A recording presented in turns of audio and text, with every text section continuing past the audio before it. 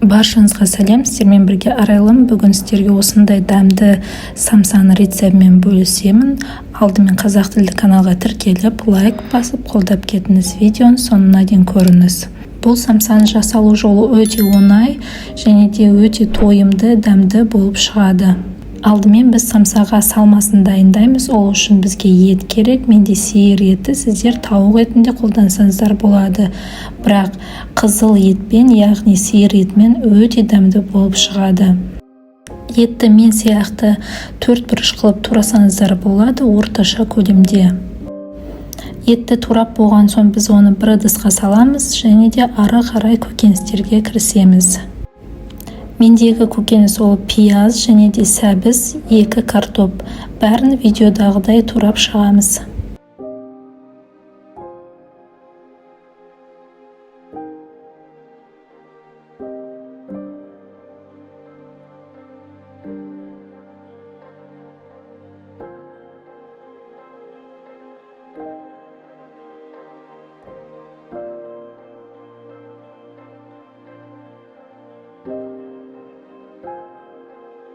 Көкөністердің бәрін турап болған соң, бәрін біріктіріп, бір ыдысқа саламыз. Сосын үстіне өзімізге ұнайтын дәмдеуіштерді қосамыз. Олар менде қара бұрыш, паприка және де кептірілген сарымсақ, тұз, сонымен қатар кептірілген укроп пен зира қостым. Және де сұйық май қосуды ұмытпаңыздар. Дәмдеуіштердің бәрін қосып болған соң, біз оны қолымызбен барлығын араластырып, бетін жауып, тұндырып қоямыз. Тұзы және де қосқан дәмдеуіштердің бәрі жақсылап араластырып, дәмі сіңуі үшін. Оған дейін біз қамырмен айналысамыз. Қамырға бізге 1 стакан жылы су және де 1 қасық тұз, үстіне сұйық май салып, бәрін жақсылап араластырамыз. Сосын ұнды қосып, бәрін жақсылап елейсіздер. Ұнды бірден бәрін қосып жүрмеңіздер, аз-аздан қосып тұрыңыздар.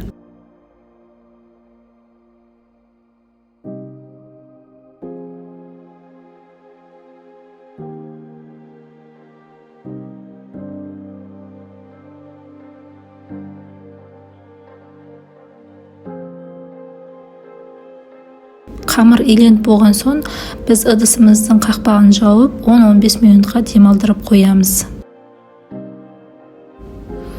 Қамыр демалып болған соң, мен қамырды 4 бөлікке бөліп, осындай кішкентай зуалар жасадым. Үстін осылай пакетпен немесе бір матамен жауып қойыңыздар, қамырларыңыз кеуіп қалмасын.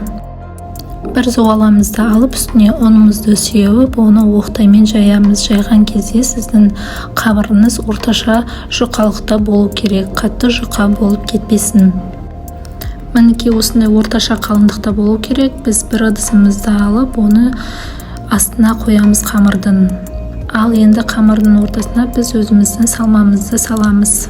Енді қамырдың жан-жағын біріктіріп түйеміз. Егер де қамыр артық қалып жатса, оны қайшымен кесіп тастасаңыздар болады, мен сияқты.